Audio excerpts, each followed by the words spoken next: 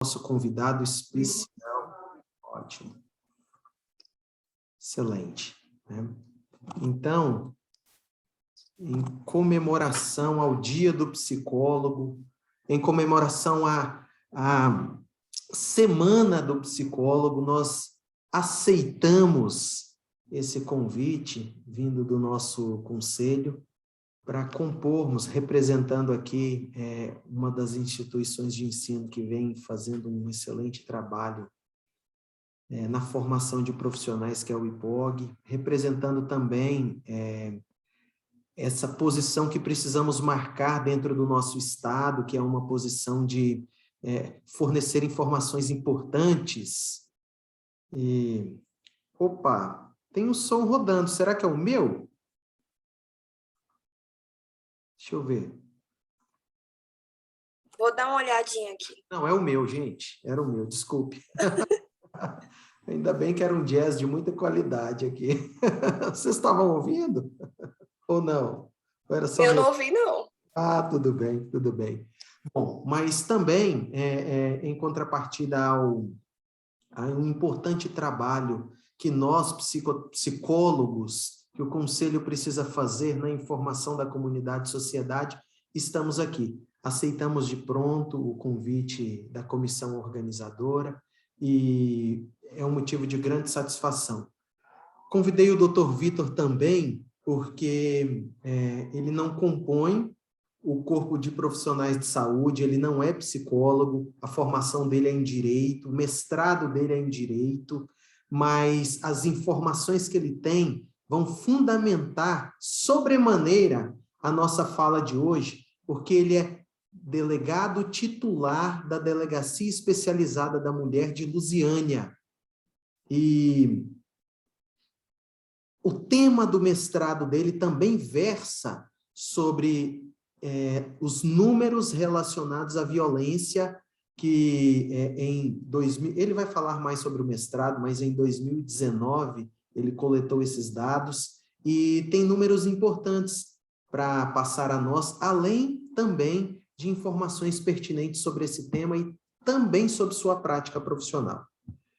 Então, essa mesa, ela quer versar sobre os impactos que o uso de álcool trouxe à comunidade no geral e também, sobretudo, a nossa prática profissional enquanto profissionais que atuamos dentro dos diversos contextos que a psicologia se propõe, seja a psicologia comunitária, hospitalar, trânsito, clínica, escolar ou em qualquer outra dimensão. Então, versar sobre estas questões é muito importante. Então, o Vitor aceitou o nosso convite e eu quero recebê-lo aqui e, em nome da nossa classe, desejar boas-vindas e dizer o quanto será importante aqui a sua participação e fala.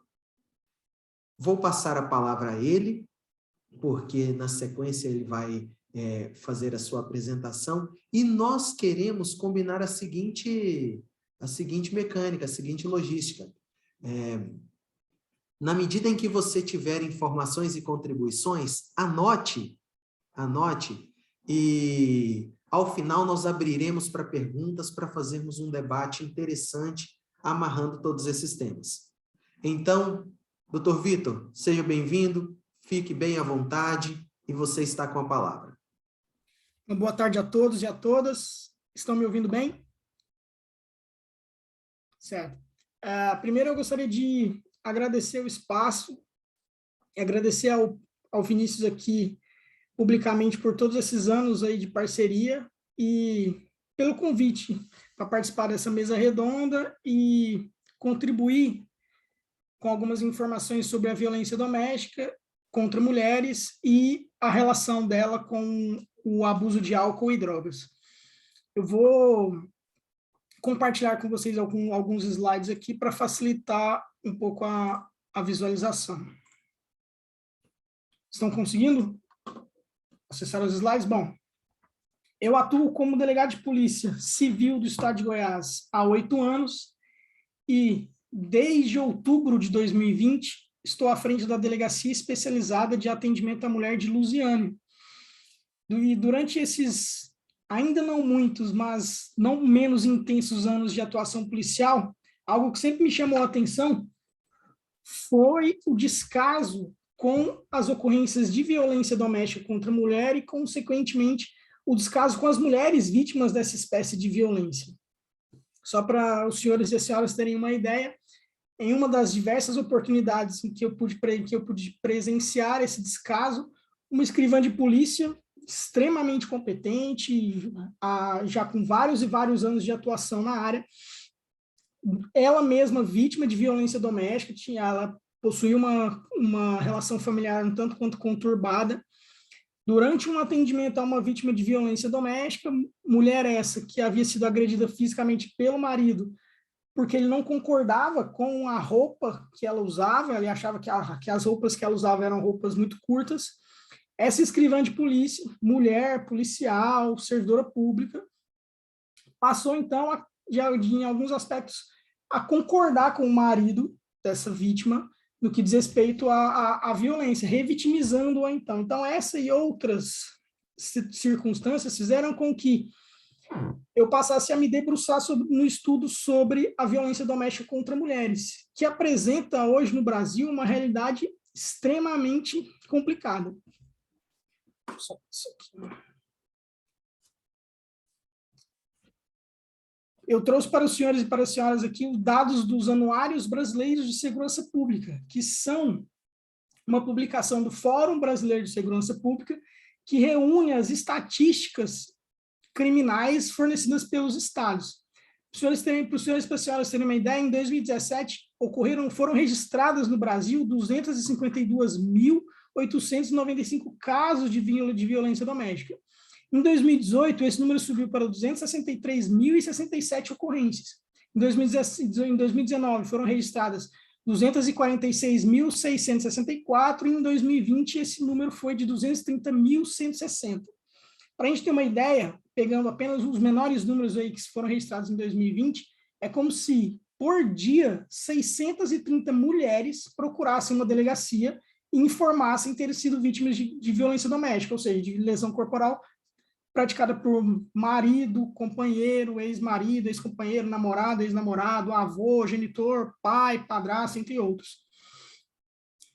Nós temos que fazer duas ressalvas em relação a esses dados. A primeira dessas ressalvas é que esses números não representam, em absoluto, a quantidade de mulheres vítimas de violência doméstica no Brasil, porque essa espécie de crime, por ser um crime cometido, via de regra, no ambiente doméstico, familiar, portanto, privado, se caracteriza por apresentar uma quantidade muito grande de cifras negras, ou seja, uma grande parte dos casos não são notificados aos órgãos de segurança pública. Então, a realidade brasileira de vítimas de violência doméstica é muito maior do que esses números trazem.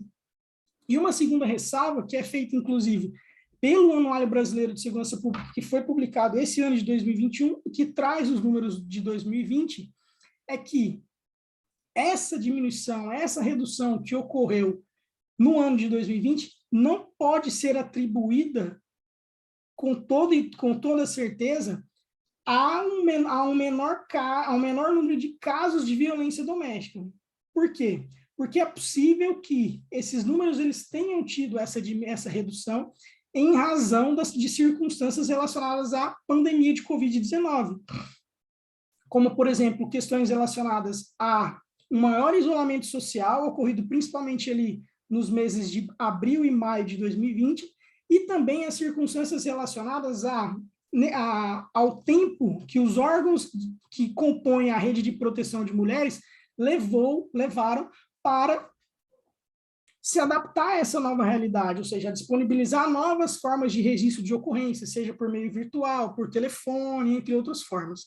Então, o que nós temos que levar em consideração aqui é, se considerarmos apenas os dados oficiais, considerando, portanto, as cifras negras, aquelas ocorrências que não foram notificadas, a realidade da violência doméstica contra mulheres no Brasil ela é impressionante. Nos últimos 4 anos, quase 1 milhão de mulheres foram vítimas desse crime, demonstrando, portanto, a grande necessidade de se abordar e de se enfrentar esse crime com maior empenho. Eu trouxe aqui também alguns dados relacionados ao estado de Goiás. Diferentemente da tendência aí nacional de uma diminuição nos casos, Goiás apresenta, no mesmo período analisado, de 2017 a 2020, um aumento nas ocorrências. Em 2017 foram registradas 5.215 ocorrências, em 2018 6.361 mulheres foram vítimas e registraram essas ocorrências de violência doméstica. Em 2019 esse número atingiu 8.963 casos e em 2020 9.231. E essa violência que se observa nos relacionamentos interpessoais tem a sua origem atribuída àquilo que Manuel Castells, no seu livro O Poder da Identidade e a Era da Informação, chama de patriarcalismo. Outros autores, principalmente autoras vinculadas aos movimentos feministas, chamam de relação de gênero, patriarcado, falocentrismo, entre outros termos. Citando aqui Manuel Castells, o patriarcado ou patriarcalismo pode ser caracterizado como uma estrutura que impõe de forma institucional a dominância, a autoridade do homem sobre a mulher e os filhos no âmbito familiar. E essa estrutura ela encontra-se inserida em todos os aspectos da organização social, do consumo, a produção, a política, a legislação, a cultura, e, consequentemente, faz com que esteja inserida também nos relacionamentos interpessoais. E essa violência, que esses números gigantes que a gente pode perceber, estão diretamente relacionados a essa realidade que nós vivemos. Então, lá em 2019, como o Vinícius disse, me debruçando sobre o estudo da violência doméstica e tentando entender o porquê desse descaso em relação a essa realidade que é tão drástica, que é tão complicada, eu elaborei uma hipótese do porquê ocorre a filtragem e o descaso das ocorrências de violência doméstica pelas forças policiais, levando em consideração principalmente as polícias militares e civil. Então, a hipótese que eu desenvolvi, analisando essa circunstância no âmbito empírico, foi que a discricionalidade da atuação policial, juntamente com a ausência de fiscalização sobre essa atuação dos policiais, aliado a traços culturais como machismo e patriarcado, fazem com que os policiais civis e militares, que são aqueles servidores públicos que estão diretamente relacionados à implementação imediata das políticas de segurança pública, alterem essas políticas, modifiquem essas políticas da forma como elas foram pensadas para serem implementadas e fazem uma filtragem daqueles casos que serão remetidos aos demais órgãos de justiça criminal, Poder Judiciário e Ministério Público. Eu vou dar aqui 2 exemplos de como ocorre essa discricionalidade e, consequentemente, essa filtragem. Um por parte de policiais militares e um por parte de policiais civis. Lembrando que são casos hipotéticos, mas que, na análise prática, na análise da pesquisa realizada no mestrado, ficaram bem caracterizados. A primeira situação envolvendo policiais militares, vamos imaginar a seguinte situação. Policiais militares são acionados por vizinhos a comparecer a uma determinada residência em que possivelmente estaria acontecendo violência doméstica. Esses policiais se dirigem a essa residência e, ao serem recebidos pela vítima, percebem que essa vítima apresenta marcas de lesão corporal. Os policiais militares conversam com a vítima e a vítima fala: não, eu não fui lesionada, tudo não passou de uma discussão normal entre casal. Os policiais militares registram a sua ocorrência, colocam essa informação da vítima nessa ocorrência e partem para uma nova ocorrência.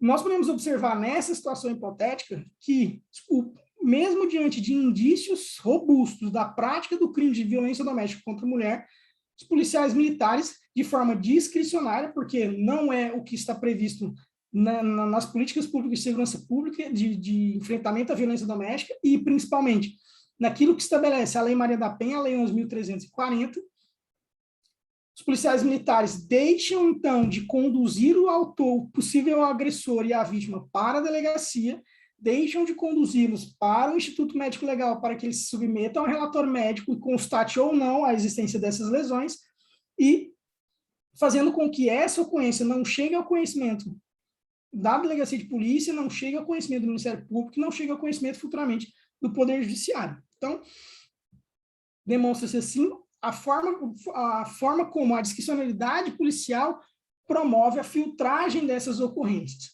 Vamos pensar agora no exercício desse poder discricionário por parte da Polícia Civil.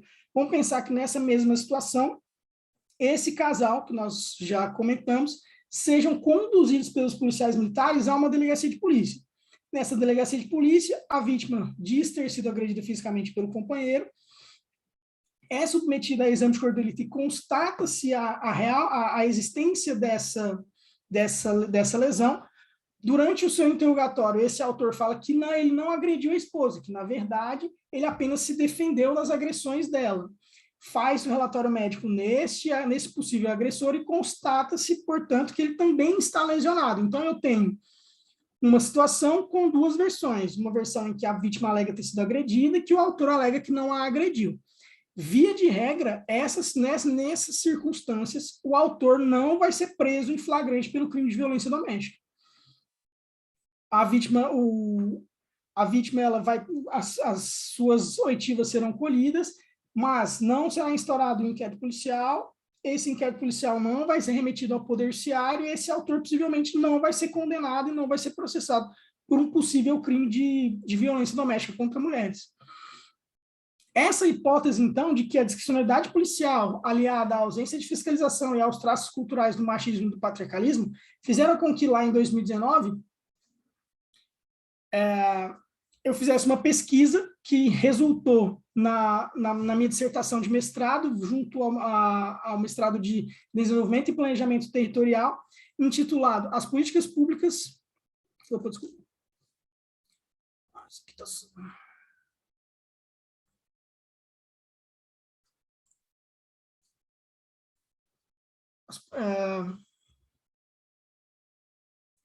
Está atrapalhando aqui. As políticas públicas de enfrentamento à violência doméstica contra mulheres no Brasil, a atuação dos órgãos estaduais de segurança pública e os entraves à implementação do programa estatal. Nessa pesquisa, nessa dissertação, foram analisadas um total de 2.059 ocorrências de violência doméstica que foram registradas nos 29 municípios goianos que compõem a região integrada de desenvolvimento do Distrito Federal e entorno, que estão naquela região popularmente conhecida como entorno de Brasília. E eu trouxe para os senhores aqui alguns resultados dessa pesquisa que eu achei bastante interessante compartilhar. Do total de 2.059 ocorrências, em 52,40% delas não houve a instalação de um inquérito policial, ou seja, a vítima procurou a polícia militar, ou a vítima procurou a polícia civil, ou a vítima procurou ambos os órgãos de segurança pública, relatou, noticiou ter sido vítima de violência doméstica, mas esse relato da vítima, esse boletim de ocorrência, ele não se transformou em um inquérito policial. Consequentemente, não gerou-se um processo junto ao Poder Judiciário e ao Ministério Público, e esse autor, esse possível agressor, ele não foi processado e não foi condenado. Desses números, então, 1.078 mulheres, desse total de 2.058 ocorrências, 1.078 mulheres que relataram terem sido vítimas, não tiveram a justiça aplicada ao caso do crime de que elas foram vítimas. E essa realidade ela ainda piora.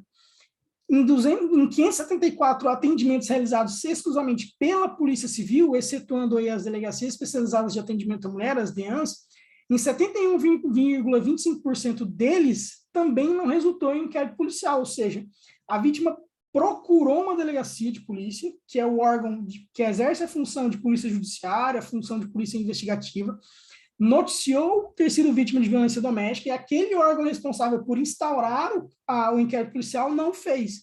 Consequentemente, o autor também ficou impune.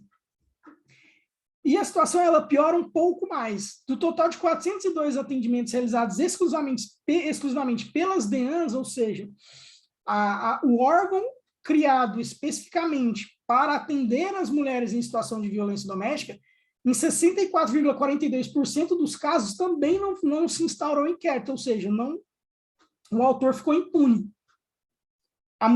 Imaginemos, a mulher procurou o órgão criado especificamente para atendê-la em caso de violência doméstica, e mesmo assim, ela não recebeu a justiça, ela não foi atendida, a justiça não foi feita no caso que ela relatou. Um outro resultado que eu achei interessante trazer para os senhores também está diretamente relacionado à motivação do crime de violência doméstica contra mulheres. Por que as mulheres são agredidas fisicamente? Foi possível observar que do total das 2.059 ocorrências, em mais de 46% dos casos, não foi possível identificar a motivação, seja porque a vítima não conseguiu explicar o porquê ela foi agredida, mas a grande maioria dos casos, porque o servidor público que registrou a ocorrência, seja o policial civil, seja o policial militar, não se dignou a colocar essa motivação no relato do boletim de ocorrência.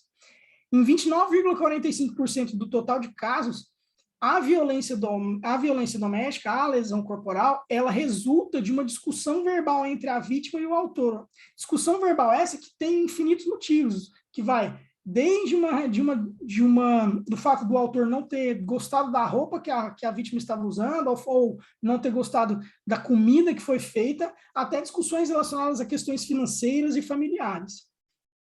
Em 12,3% dos casos, a mulher foi agredida por ciúmes do agressor.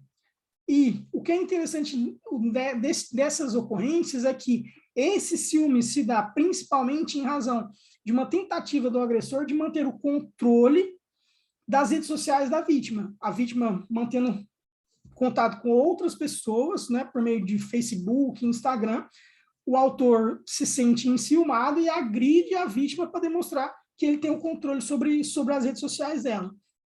Em 6,57% dos casos, a vítima ela foi agredida porque o autor não aceitava o término do relacionamento. O casal tinha um relacionamento, esse relacionamento teve fim, mas o autor não aceitava o fato. E a frase mais dita nesse tipo de ocorrência é: se você não for minha, não será de mais ninguém. Que demonstra, portanto, esse sentimento de posse do agressor em relação às vítimas. Em 4,58% dessas ocorrências, a agressão ela ocorre por problemas relacionados aos filhos, especificamente questões relacionadas à guarda das crianças.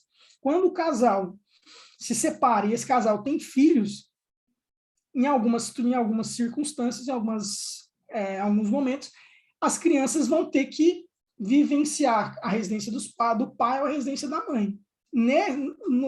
A forma como essa criança vai ser entregue e depois recolhida pelo pai ou pela mãe gera uma situação problemática em que, em razão de disputa quanto a essa guarda, acaba que o agressor agride a vítima. E essas duas circunstâncias são bem interessantes também. Em 9 ocorrências, a vítima ela foi agredida porque se negou a manter relações sexuais com o agressor, o que poderia configurar até um crime muito mais grave, que é o crime de estupro ou tentativa de estupro. E em 2 ocorrências, a vítima relata que foi agredida porque o agressor tinha a intenção de fazer com que ela interrompesse a gestação. Ou seja, ele a agrediu tentando fazer com que ela abortasse, o que poderia configurar, caso esse aborto ficasse configurado, o crime de aborto, né, consumado, ou a tentativa de aborto. Tentando trazer um pouco algumas informações, alguns dados relacionados ao que estamos discutindo aqui nessa mesa redonda, a relação entre violência doméstica contra mulheres e o uso e abuso de álcool, eu fiz um levantamento dos dados da cidade de Lusiânia, os dados de violência doméstica contra mulheres na cidade de Lusiânia, porque é a cidade em que atualmente eu trabalho e exerço a função de delegado de polícia titular da DEAN de Lusiânia.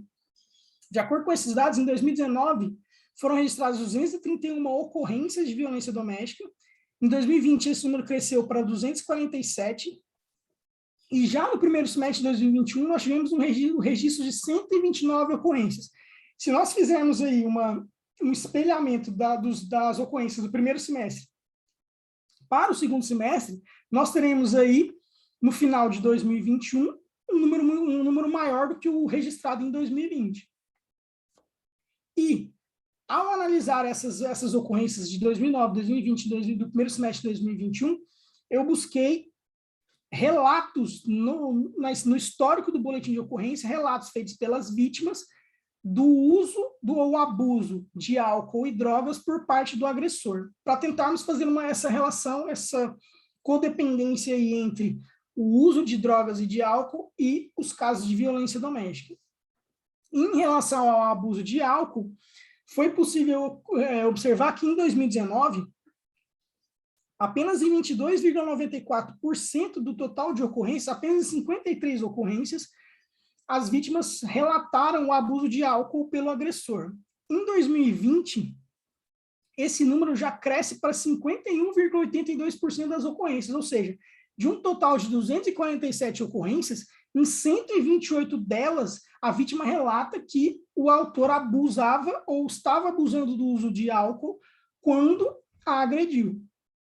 Já no primeiro semestre agora de 2021, essas notícias, esses relatos de abuso de álcool representaram 44,96% das ocorrências, ou seja, de um total de 129, 58 ocorrências já relatam esse abuso de álcool por parte dos agressores. No que diz respeito ao abuso de drogas, em 2019, as vítimas relataram o uso de drogas em apenas 3,03% do total de ocorrências, então foi um número baixo, apenas de 7 ocorrências.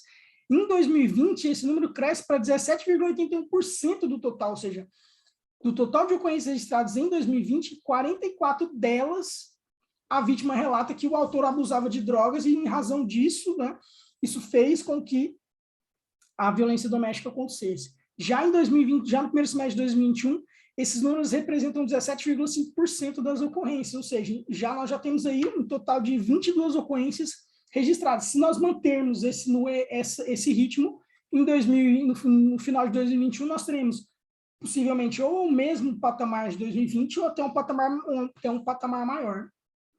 Isso faz, então, com que nós possamos concluir que, no período da pandemia, 2020 e 2021, nós tivemos uma correlação muito maior de relatos de uso e abuso de drogas e álcool pelas vítimas de violência doméstica, o que demonstra que essa correlação nesses anos de pandemia ela é muito maior do que se a gente considerar o ano de 2019, foi o ano que nós não tivemos pandemia.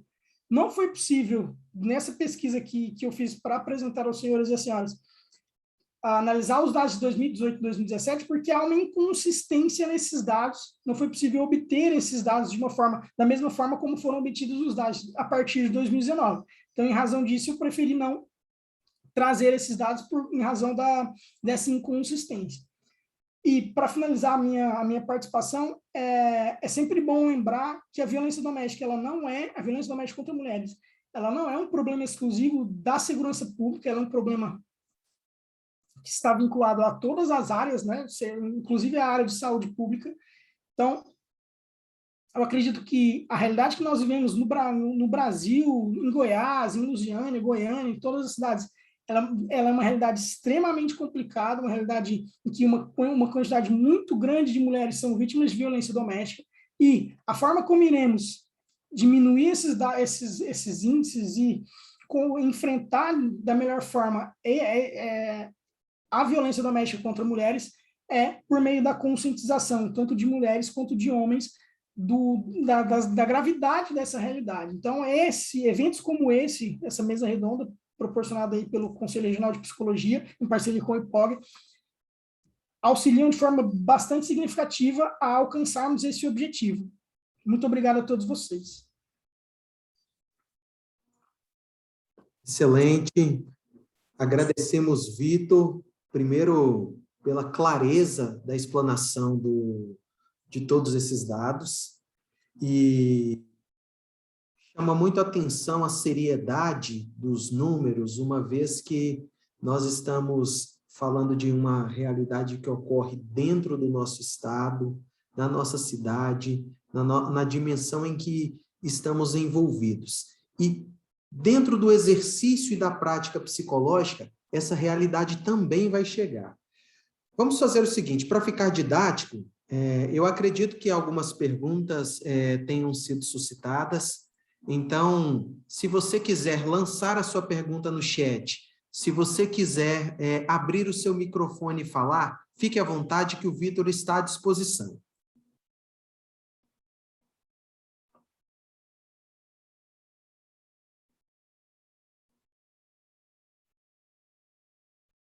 Aproveitando enquanto o pessoal se organiza, Vitor, eu queria lançar uma questão aqui que me chamou a atenção quando da pesquisa sobre os motivos pelos quais a violência aconteceu. Quando você relata que não houve uma classificação possível, quais são as razões para que essa classificação não ocorra? Não, que eu relato que a classificação ela não ocorreu. Isso. Se você voltar 3 slides, você vai ver que existem os motivos pelos quais a violência aconteceu. Discussão, né, ciúmes, né? Por que muitas vezes a causa não é identificada? Pois é, o que foi possível perceber é que em algumas das ocorrências registradas, a vítima ela não conseguiu entender e, consequentemente, transmitir o porquê dela ter sido agredida fisicamente, ou ela não quis dizer, né? Então, é uma possibilidade que a gente tem que levar em consideração. Mas a maioria esmagadora dessa não categorização de algumas ocorrências foi justamente pelo fato de eu ter percebido um descaso do servidor público, do policial civil, do policial militar que registraram essa ocorrência, que, ao invés de perguntar para a vítima, a senhora acha que foi agredido fisicamente, o que aconteceu e tal. Então, o que foi possível perceber foi justamente a não intenção do próprio policial em colocar em citar essa motivação. Nós temos ocorrência de violência doméstica, que a vítima compareceu à delegacia e informou ter sido agredida fisicamente pelo companheiro. Só. Então, esse tipo de ocorrência não tem como precisar por porquê a vítima foi agredida. Então, eu durante a pesquisa, na conclusão da pesquisa, na verdade, eu atribuo essa não classificação ao descaso dos policiais no registro dessas ocorrências. Você identificou pela má qualidade do relato da ocorrência. Sim. Durante a análise dos históricos, porque o que a gente tem que levar em consideração é a vítima ela conta a história, né? O policial que a atendeu, o policial civil ou o policial militar, ele interpreta aquilo de acordo com seus traços culturais, com as suas lentes ideológicas, e ele coloca no histórico aquilo que ele entendeu. Então, o descaso, a não importância com o registro dessas ocorrências ficou bastante claro na pesquisa. Vitor, a Ana Carolina pede para você colocar novamente o nome da sua pesquisa. Vou colocar aqui no chat. E, na sequência, a Mônica Lima pergunta o seguinte: gostaria de saber se esse servidor público é punido por este motivo de descaso. Esse é uma das características que eu abordei na hipótese, né? Além da discricionalidade no exercício da função policial, existe um escritor chamado Michael Lipsky, que ele escreveu um livro chamado Burocracia de Nível de Rua, que a categoria que ele se refere especificamente são os policiais, né, na realidade lá dos Estados Unidos, mas que se atribui aqui à nossa realidade, policiais civis e militares. Esses burocratas de nível de rua, eles se caracterizam, primeiro, por essa grande discricionalidade no exercício da função e por um contato direto e imediato com aqueles cidadãos que irão receber o serviço por eles prestados. Então, o que a gente percebe é o policial não quer registrar aquela ocorrência, né? Os traços de machismo, falar a mulher ela foi agredida porque ela pediu para ser agredida, ou se ela foi agredida tem um motivo, né? Ou briga de marido e mulher, ninguém mete a colher. Então, esses traços culturais ainda existem, e ainda existem em relação aos próprios servidores públicos. Então, não há uma auditoria dessas ocorrências, né? A ocorrência registrada lá pelo policial militar, que atendeu a uma vítima na casa e a vítima falou que não foi agredida, essa ocorrência não é auditada, então não se tem acesso a ela, ela vai ficar perdida em uma gama gigante de ocorrências. Então, eu acho que essa não fiscalização sobre as ocorrências, sobre a atuação, faz com que esse tipo de descaso ele ocorra e, consequentemente, o policial, seja policial civil ou policial militar, ele não vai ser penalizado por isso, a não ser em casos muito raros em que alguém tem acesso a essa ocorrência, esse policial pode vir a ser mandado para a corregedoria ou uma coisa nesse sentido, mas via de regra não ocorre essa punição. Excelente. A Cristine também pergunta, Vitor, como você percebe o alcance desses casos pela rede de atendimento social, rede de saúde, para além do registro da ocorrência? Você, como profissional da segurança pública, como percebe esse redimensionamento dentro da rede? Uma das grandes... Existem várias doutrinadoras, várias escritoras que estabeleceram lá pesquisas, que fizeram pesquisas no sentido de que não há uma educação, um treinamento específico de policiais civis e militares para atender essas ocorrências de violência doméstica. Então, imaginemos, a mulher ou o homem que trabalha numa delegacia especializada de atendimento à mulher ou uma outra delegacia que presta serviços que atende mulheres vítimas de violência doméstica, lembrando que, de acordo com a pesquisa do IBGE de 2018, apenas 8% dos municípios brasileiros contam com o DEAN, então com as delegacias especializadas de atendimento à mulher, então é um número muito pequeno.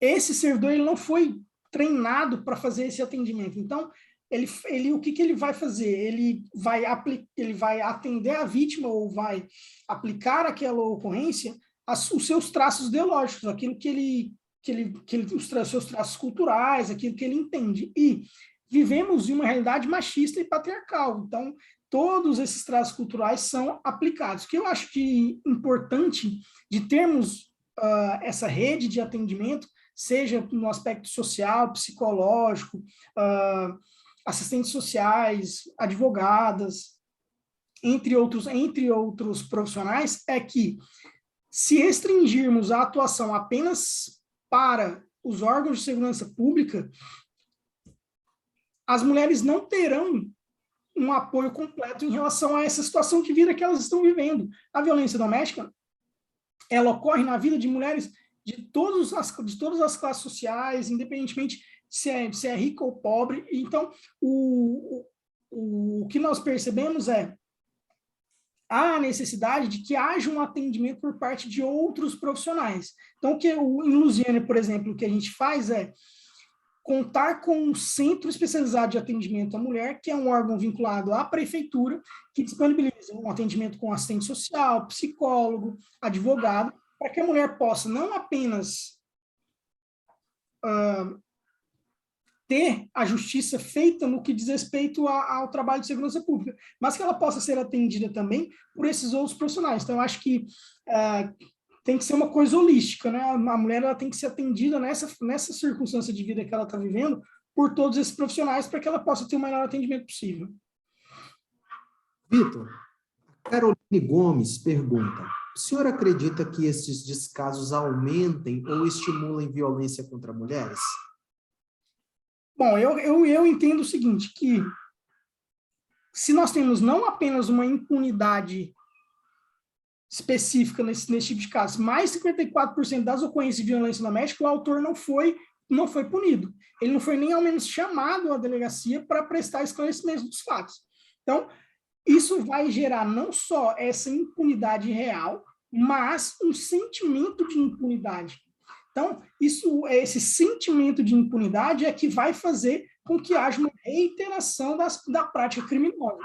E não, se não for com essa mulher que foi vítima de registro coletivo de ocorrência, e caso esse autor mantenha um novo relacionamento, é possível que nesse novo relacionamento haja a reincidência desse tipo de crime. Porque, em um primeiro momento, o autor ele não foi nem ao menos chamado a comparecer aos órgãos policiais para se explicar, né? O que dirá, então, se ele não for condenado, se ele não tiver uma audiência, se ele não tiver que contratar um advogado e se defender. Então, eu acho que muito além do aspecto jurídico, o fato esse descaso faz com que o autor se sinta impune e, consequentemente, reitere aí a prática criminosa. Excelente. Acho que o comentário da Mônica Lima vai em linha ao que vocês comentaram. Acredito que, por causa deste descaso, boa parte destas mulheres agredidas não denunciem. Muito triste não poder confiar naqueles que deveriam nos transmitir segurança. Sim, com certeza. O Brasil conta hoje com um programa nacional, que é o Disque 100, Ligue 180, né, em que a vítima ela pode, qualquer mulher vítima de violência doméstica, qualquer pessoa que tenha presenciado ou testemunhado algum caso de violência doméstica, pode fazer uma denúncia por meio desse telefone, Disque 100 ou Ligue 180. Essa ocorrência ela vai ser enviada diretamente para a delegacia responsável da área em que ocorreu o crime e o Ministério da Mulher, da Criança, que hoje é coordenado pela ministra Damares, esse ministério ele cobra desse órgão uma resposta. Então, isso faz com que os órgãos policiais, as delegacias, os demais órgãos tenham que se movimentar para responder essas denúncias. Então, hoje em dia, lógico, além das delegacias de polícias, das DEANs, a polícia militar, que está sempre na rua, existem outros meios de se denunciar e de se buscar a justiça nesses casos de violência doméstica. Vitor, na sua prática, uma denúncia via Disque 100 ou Disque 180, ela vai chegar à ponta da linha? Sim, com certeza. Com certeza. Nós somos obrigados a reportar o resultado do que aconteceu com aquela denúncia que foi feita. Se foi instaurado um inquérito policial, se a vítima foi chamada a comparecer à delegacia, e tudo isso tem que ser reportado no prazo mínimo lá ao Ministério da Mulher. Ok.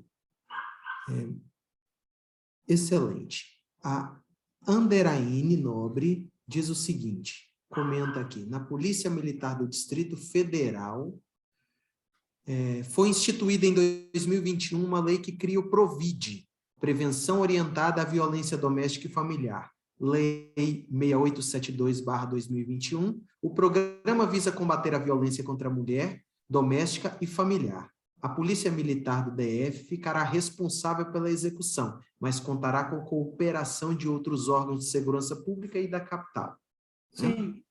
O Estado de Goiás conta com um trabalho feito pela Polícia Militar, que é a Patrulha Maria da Penha, que faz um trabalho fantástico. Por exemplo, a mulher vítima de violência doméstica, ela pode solicitar, de acordo com a Lei Maria da Penha, a Lei 11.340, as medidas protetivas de urgência. As medidas protetivas, elas possuem vários aspectos, mas o principal deles é afastar o agressor do lar e fazer com que o agressor não possa se aproximar da vítima ou de testemunhas. Então, o que essa Patrulha Maria da Penha, acredito que esse deve ser a mesma intenção desse programa PROVID, no sentido de fiscalizar o cumprimento dessas medidas protetivas, de tempos em tempos, né, toda semana ou 2 vezes por semana, não sei informar qual a regularidade, uma viatura da Polícia Militar se dirige à casa da mulher e indaga ela, fala assim, senhora, as medidas protetivas estão sendo cumpridas? Se a mulher fala que estão sendo cumpridas, ótimo. Se ela diz que não estão sendo cumpridas, essa mulher é trazida à delegacia, é registrado um novo boletim de ocorrência de descumprimento de medidas protetivas, que é um crime, né, previsto no artigo 24A da Lei 11.340 de 2006. Essa ocorrência vai se transformar num inquérito policial, esse crime é informado ao Poder Judiciário, ao Ministério Público e, na mais grave das circunstâncias, esse autor pode ter a sua prisão preventiva decretada. Então, é o que a colega fala em relação à cooperação com outros órgãos, é justamente essa. os órgãos que compõem a Justiça Criminal, Polícia Militar, Polícia Civil, Guarda Civil Metropolitana, Poder Judiciário, Ministério Público, todos têm que trabalhar em conjunto para fazer com que, para enfrentar a violência doméstica. A Lídia também pergunta, será que a burocracia do processo de Maria da Penha fazem com que os policiais evitem fazer uma ocorrência mais abrangente? Olha, eu entendo que a questão da burocracia ela está diretamente relacionada a todo e qualquer procedimento investigatório, né? O que a Lei Maria da Penha fez foi, atendendo a uma reivindicação dos movimentos feministas, que o que nós tínhamos anteriormente à Lei Maria da Penha era a mulher vítima de violência doméstica, ou seja, ela é agredida fisicamente, essa mulher e esse autor eram conduzidos à delegacia, lavravam-se um termo circunstanciado de ocorrência, esse autor se comprometia a comparecer ao Poder Judiciário lá durante a audiência, autor e vítima saíam da delegacia pela mesma porta juntos, embora para casa, praticamente no mesmo horário, na mesma hora. Então, isso fazia com que o autor se sentisse impune e a violência doméstica continuava. O que a Lei Maria da Penha fez foi não permitir mais que crimes de violência doméstica contra a mulher sejam investigados por meio de termos circunstanciados de ocorrência, que são termos menos burocráticos, que é um procedimento menos burocrático, vamos dizer assim. Na verdade, eu acho que a Lei Maria da Penha ela não fez aumentar a burocracia, ela foi diminuir uma sensação de impunidade, fazer com que a violência doméstica é um crime que só nos últimos 4 anos vitimou quase 1 milhão de mulheres. Então, nós não podemos tratar como um crime de menor potencial ofensivo algo que não é. Então, eu acho que não é a burocracia que faz com que os policiais evitem fazer uma ocorrência mais abrangente. Eu entendo que há uma falta de treinamento, né, uma falta de educação nesse sentido, né, de teorias feministas, que seja, de formas de se atender melhor a uma mulher vítima de violência doméstica, e dessa forma poder evitar esse descaso comprovado na pesquisa. Vitor, educação inclusive de natureza psicoeducativa. Com certeza. Importante de nós, psicólogos aqui. Com certeza. Voltando à questão do Disque 180, a Ariane Tavares lança a seguinte questão. Então, pode-se dizer que a denúncia feita pelo 180 é mais eficaz que a feita nas delegacias? Não. Então, complementa, desculpe. Então, se eu entendi direito, existem vias mais eficazes de se denunciar uma agressão? Entendi certo? Bom, como eu sou titular da Delegacia Especializada de Atendimento à Mulher, eu entendo que o meio mais rápido, mais eficaz de se fazer uma denúncia é que a vítima compareça à delegacia e informe ter sido vítima. Porque aí teremos lá agentes de polícia prontos para tentar prender esse agressor em flagrante, ou caso esse flagrante não fique caracterizado, fazermos os procedimentos mais rápido possível para que já sejam requisitadas as medidas protetivas, que a vítima já seja ouvida e o inquérito já seja remetido no menor prazo possível ao Poder Judiciário. Então, eu entendo que o Disque 180, o Disque 100, Disque 180, ele é um meio a mais. Então, eu entendo que principalmente em casos de vizinhos ou de familiares que presenciam ou que sabem de casos de violência doméstica, esse Disque 180, ele realmente é eficaz, porque para solicitar as medidas protetivas, por exemplo, a vítima tem que se dirigir à delegacia, ela tem que fazer o requerimento que tem que ser remetido ao Poder Judiciário. Agora, nesses casos em que a vítima ela não quer se dirigir à delegacia ou ela não tem condições, quando há o Disque 180, quando há a denúncia por Disque 180, a delegacia vai até o local, traz a vítima e faz todos os procedimentos, né? Mas isso, para vir do Ministério para a delegacia, isso demora um pouco. Então, visando aí uma maior eficiência, eu entendo que é mais fácil a vítima procurar a delegacia. Excelente.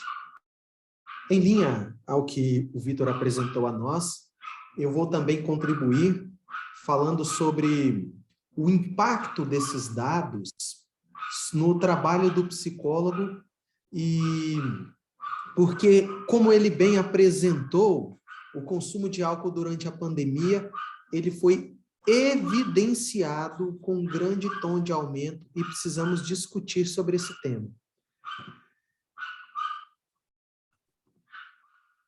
Eu trago aqui, primeiro para exemplificar uma história, para exemplificar o caso, um relato de um usuário do CAPS-AD, que inclusive está contido em manuais de educação e formação de profissionais, porque é um relato bastante didático. Ele diz o seguinte, ó, sou advogado, tenho 45 anos, sou casado e tenho 2 filhos. Usei álcool pela primeira vez aos 12 anos, quando meu pai me ofereceu uma taça de champanhe no Natal. Assim que entrei na faculdade, após as aulas, eu e meus colegas nos reuníamos e bebíamos até altas horas. No início, era apenas às sextas-feiras, depois quintas, depois todo dia. A sensação de relaxamento e descontração era ótima. Atentem-se para esses aspectos. Aos 25 anos, depois de uma decepção amorosa, passei a beber diariamente. Quando eu me casei com a minha ex-mulher, eu já bebia bastante e isso foi deixando ela muito incomodada. Com o fim do meu casamento, meu comportamento de beber piorou. Hoje em dia, só bebo pinga. A minha vida se restringe ao álcool. Deixei de trabalhar, a caninha não sai da minha cabeça. Parece que tem um encosto que me faz beber. Parece que já não sou dono de mim mesmo. Estou hoje aqui com vocês, não conheço ninguém, vocês não me conhecem. Estou há 2 dias sem beber, sem dormir, com o corpo todo tremendo. E às vezes parece que tem uns bichos percorrendo meu corpo. Por vezes, perco a noção do tempo e de onde estou. Acho que o álcool está me fazendo falta. Esse relato é um relato importante para nós, porque, primeiro, por sua didática, ele mostra o desenvolvimento da dependência alcoólica desse indivíduo. Mas nem todos os usuários de álcool, nem todos os usuários de substância, eles se tornarão dependentes. Mas uma parte importante desses indivíduos, eles terão problemas ao longo do curso do seu uso de substâncias. E não são todos aqueles indivíduos que relataram violência doméstica quando apresentado ali pelo Dr. Vitor, são dependentes de álcool. Mas certamente houveram episódios de abuso presentes ali naquele contexto. E se você for olhar bem, as questões relacionadas ao álcool e ao tabaco, que são 2 drogas lícitas, trazem inúmeros e imensos problemas a nós. Uma vez que, para as políticas públicas e em se tratando de gastos que nós, pagadores de impostos, temos com esta realidade, eles são grandes, enormes e preocupantes. Como vocês viram, questões relativas à violência, questões relativas à saúde, questões relativas ao desenvolvimento econômico e social acabam ficando prejudicados, dado as consequências danosas do uso da substância. Mas nós estamos falando do álcool, e nós então estamos falando de uma droga que é lícita, uma droga que é lícita. O que quer dizer que a droga, o álcool é lícito? O que é que está implícito e impresso aí?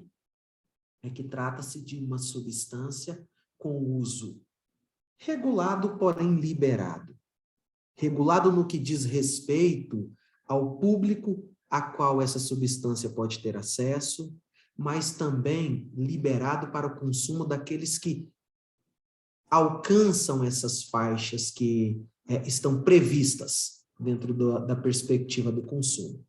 Então, por ser uma droga lícita, muitas questões relacionadas a crenças sociais, muitas questões relacionadas à permissividade, muitas questões relacionadas à cultura permeiam e até influenciam o consumo da substância. Basta vocês observarem quantas músicas, quantas cenas nos filmes, novelas, quantas fotos e cartazes trazem a presença do consumo de substância. Então, culturalmente está implícito, né?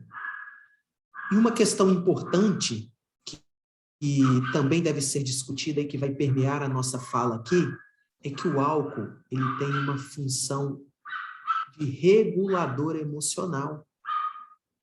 E essa função de regulador emocional, Laura, Gabriel, Eric, essa função de regulador emocional faz com que o seu uso tenha uma função importante dentro desse contexto. Função importante dentro desse contexto. Quantas pessoas foram aconselhadas a beber porque estavam ansiosas, foram aconselhadas a consumir o álcool para melhorar seu desempenho, foram aconselhadas a beber para relaxar.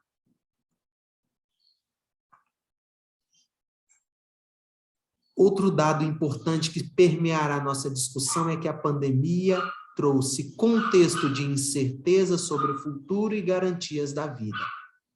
Se o álcool é regulador emocional, muitos que faziam o uso da substância o fizeram para regular sua emoção de ansiedade, medo e insegurança. E aqueles que não faziam uso, talvez tenham experimentado premidos por esse efeito. É coerente dizer isso. A necessidade de isolamento fez com que as pessoas do mesmo núcleo familiar ficassem mais juntas em casa e tivessem potencializados os seus problemas de relacionamento. O que eu estou dizendo aqui caminha em linha com o que o Dr. Vitor apresentou.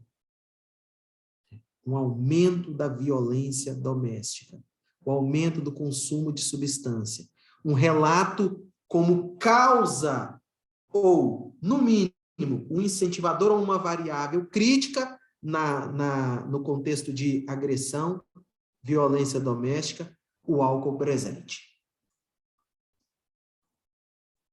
Chico Buarque, em uma de suas composições, diz o seguinte: e a gente vai tomando que também, sem a cachaça, ninguém segura esse rojão. Esse relato, esse trecho de uma canção de Chico Buarque nos mostra como o álcool permeia esse contexto de regulação emocional, de estratégia para lidar com situações difíceis dentro do contexto de vida, e assim, culturalmente, o bebê vai permeando a nossa realidade. Professor? Pois não, Anderson? Me desculpe interromper o seu final, é que você, as duas palestras muito brilhantes, você tira de mim uma preocupação, porque todas as palestras que eu ouvia nesse sentido, eu participava, mas eu percebia que eu não era bem compreendido. E no decorrer desse tempo, eu ficava pensando, mas o que eu estou pensando? Eu estou pensando muito distante do que a sociedade está pensando. Então, quando você falou da violência doméstica, você tocou na questão do álcool, você falou da questão das músicas, você me deu condição de continuar pensando o que eu pensava. Porque é ruim, é chato, mas quando você está numa roda de conversa, um seminário, que você passa a ter uma, eu não vou dizer uma dialética, mas uma dialógica diferente do que está proposto, e a grande maioria parece não compreender, a gente se sente assim, o tanto quanto sozinho nesse mundo. Eu estava em outra palestra e eu comentei que há certas canções que as letras degrinem a mulher em todos os sentidos da existência dela. E eu, quando vejo isso, eu olho para minha mãe e fico referendando a minha mãe a essas mais jovens, porque aquelas letras estão falando de uma mulher, então logo da minha mãe também. E eu percebi que o aumento dessas canções passou a acontecer questões voltadas ao quê? Agora vamos elogiar já no inconsciente dessa juventude, atos que vai ser colaborado com algo que estamos usando. Você vê em sala de aula, professor, a gente tem jovens hoje de 14 anos que você escuta eles cantar parte de música para uma garota ofensivamente falando, e você vê aqueles meninos já usando o álcool. E eles retratam isso cantando para aquela jovem uma música que está totalmente denegrindo ela, e ele está intencionado mesmo a fazer aquilo. E eu fico vendo o crescimento disso. E uma pergunta seria, quando vocês falavam, estou encerrando, eu fico pensando assim, há um tempo atrás, eu comecei a fazer uma pesquisa por conta própria, uma pesquisa assim, voltada muito para o pensamento do Vygotsky. E eu percebi que a questão estaria no após a denúncia, no após violência e como fica a situação dessa mulher. Eu tive entrevistando há um tempo 55 mulheres que sofreu violência física, psicológica e de formas absurdas. Mas elas diziam, a questão, Anderson, é o depois. Como a gente fica depois. Eu já vi relatos de mulheres dizer assim, mas pelo menos, minha filha, o seu marido trabalha, põe as coisas dentro de casa, por um pai. Um absurdo. Pelo menos ele trabalha e põe as coisas dentro de casa. Volta, perdoa. E a pergunta seria, quando o professor falou, a gente não pode agora esperar só do Estado e dos agentes do Estado. A gente tem que esperar de toda uma sociedade. E essas políticas públicas, elas deveriam ser feitas também pensando numa mesa redonda, num seminário como esse. Porque é isso, é porque a sociedade ela está inserida, ela conhece isso. Não política pública feita só lá da parte de cima, mas de ouvir a sociedade, de conversar com a sociedade. Amparo para essas mulheres, porque elas não têm amparo. E o agressor se sente assim tão livre que ele volta e faz o que ele prometeu. Resumindo, encerrando, eu citava uma canção de que o jovem perdeu a namorada já de idade em uma canção. E ele não aceitou, ele se embriagou e foi para a porta da casa dela, passou a noite toda esperando ela amanhecer para ir conversar e tentar convencer ela daquilo que ela não quer mais. E a gente sabe que o resultado nos noticiários vai ser os tais. Muito profundo, eu gostei demais dos dois palestrantes, porque isso me dá um alívio de você não entender que você não está sozinho no seu pensamento. Eu fico Anderson, feliz. Talvez, primeiro, obrigado pelas palavras, talvez nós estejamos em linha, mesmo não sendo dito isso, em linha para uma solução relacionada a essa questão, e que está ao alcance de todos nós. Trabalhar em uma plataforma primária de psicoeducação, orientação, prevenção, através do bom saber. Porque isso faz com que os indivíduos, eles, através do conhecimento, possam fazer escolhas muito mais limpas e amparadas em informações de qualidade. E isso é função nossa. Então, um trabalho preventivo, eu sou um entusiasta dos trabalhos preventivos, né? Vamos desenvolver agora, na instituição que eu trabalho, um programa de extensão no qual nós levaremos psicoeducação a familiares de dependentes químicos, para que essas pessoas sejam, com o bom saber que a psicologia proporciona, tenham melhor qualidade, tenham mais habilidade para interagir com seu familiar adoecido, eles tenham também amparo e apoio dentro de redes que podem auxiliá-los através do bom saber, que está acessível a todos nós e que eu entendo também como uma contrapartida social que nós, enquanto classe, daremos à nossa comunidade. Olha só como o Vitor traz aqui informações, números, vivências importantes do trabalho dele dentro de uma delegacia especializada.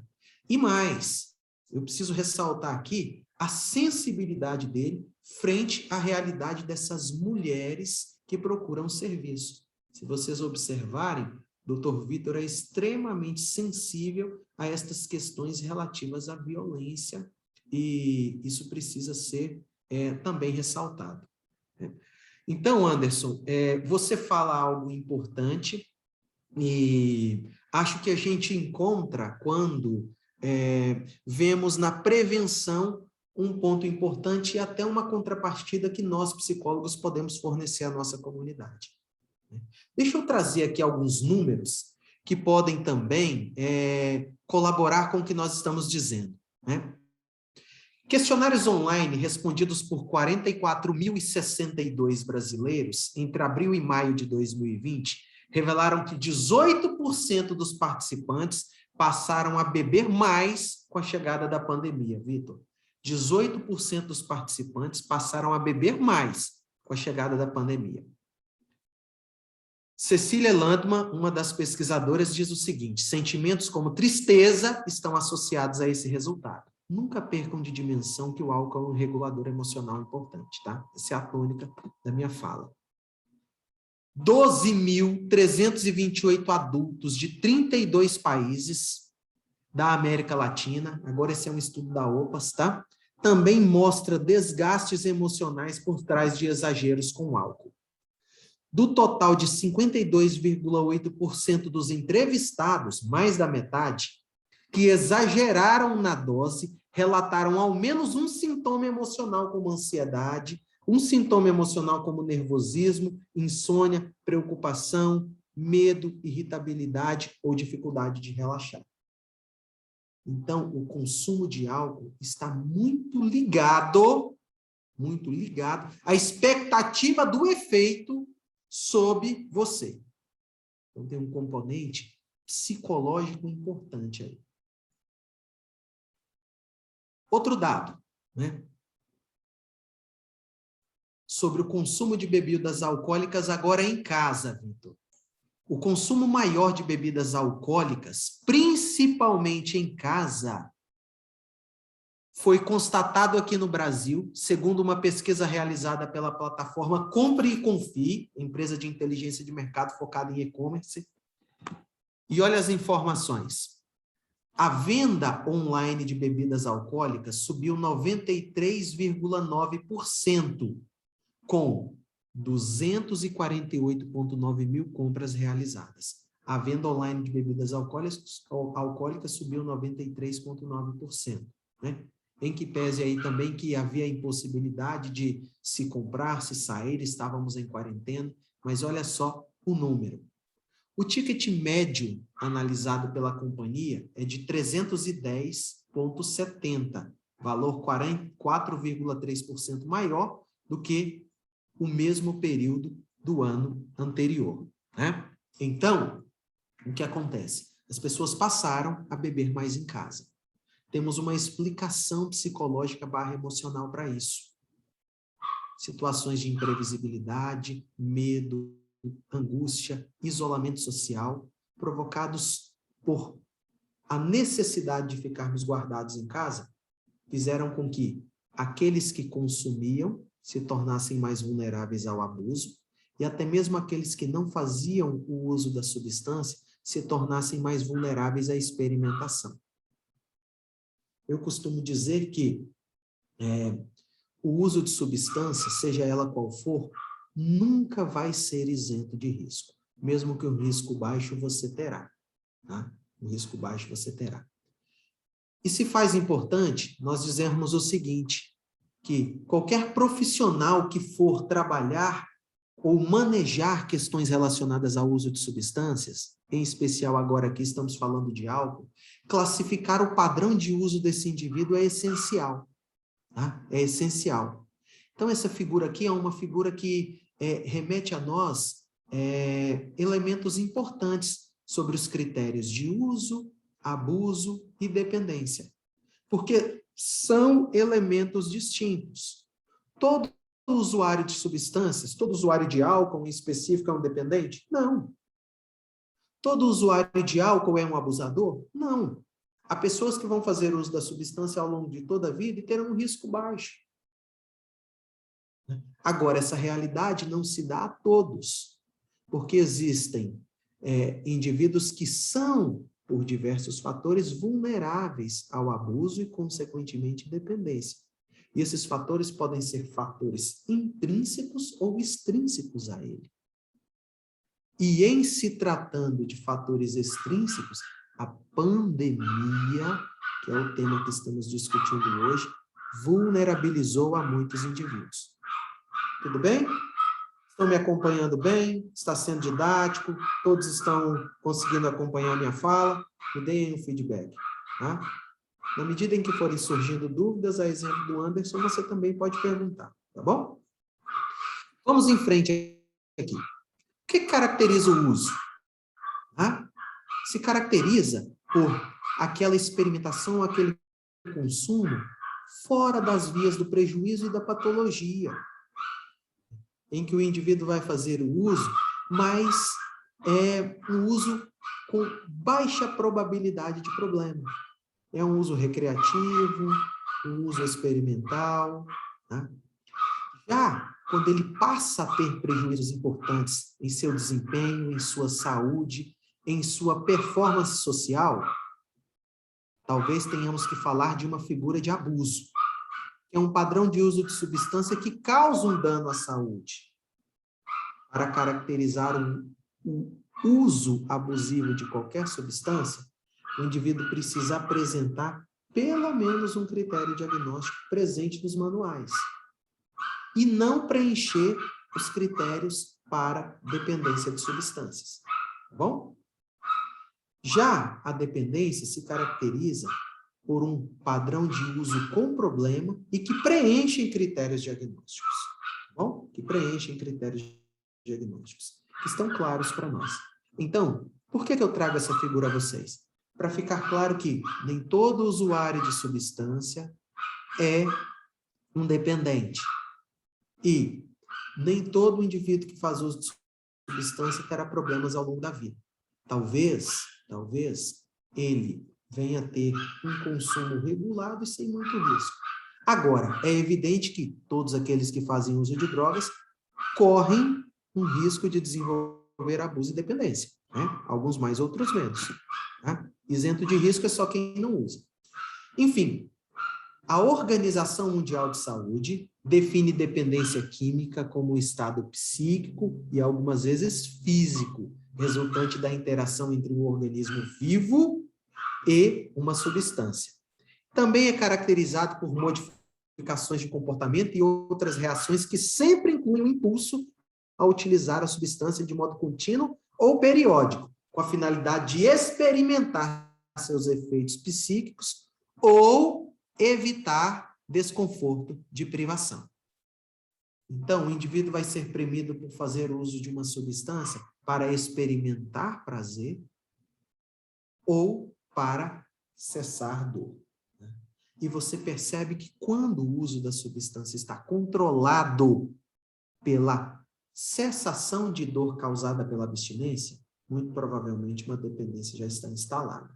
Né? Porque uma coisa é você usar para obtenção de satisfação e prazer. Outra coisa é você utilizar para cessação de dor. A contingência mudou. Então, isso é perigoso. Perigoso. Tudo bem? Sigamos em frente, meninos. O Manual Diagnóstico Estatístico define a dependência de substância como um padrão mal adaptativo do uso de substância que leva a um prejuízo ou sofrimento clinicamente significativo, por pelo menos um período de 1 ano. Nós temos, então, só fazer um destaque aqui, né? Eu estou achando muito chique, muito agradável, né? Eu palestrando e os tradutores em Libras fazendo aqui a tradução. Isso aí de altíssimo nível, né? Coisa boa. Parabéns a vocês. Vamos em frente. O DSM, então, ele vai, por padrão, estabelecer um critério de intensidade e de duração, para você classificar e verificar em que estágio o indivíduo está ali presente. Critério de duração diz respeito ao tempo, evidentemente. Esses sintomas devem aparecer por pelo menos 1 ano no repertório do indivíduo. E a intensidade diz respeito a quantos critérios o indivíduo preencherá, e você vai mensurar isso através do impacto que esses critérios trazem à vida do indivíduo, né? Trazem à vida do indivíduo, né? Temos aqui, então, né, os 11 critérios diagnósticos que você pode acompanhar nos manuais oficiais, mas os critérios do DSM-5 para o transtorno por uso de substância, eles vão se dar por tolerância, ou seja, a necessidade cada vez maior do uso de uma substância para a obtenção dos mesmos efeitos, tá? Ou o uso continuado em maior intensidade para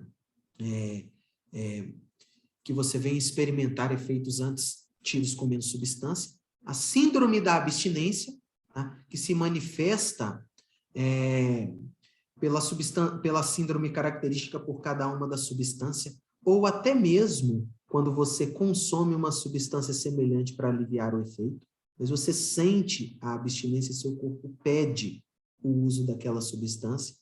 Um desejo persistente, ou esforços que você faz para reduzir ou controlar o uso da droga, o uso da bebida, mas não tem sucesso para isso. Então, desejo ou esforços mal-sucedidos no controle e você não consegue. A substância consumida em maiores quantidades ou por um período mais longo do que pretendia, então o autocontrole do indivíduo é prejudicado. Tá? Muito tempo é gasto em atividades necessárias para a obtenção, utilização ou recuperação dos seus efeitos.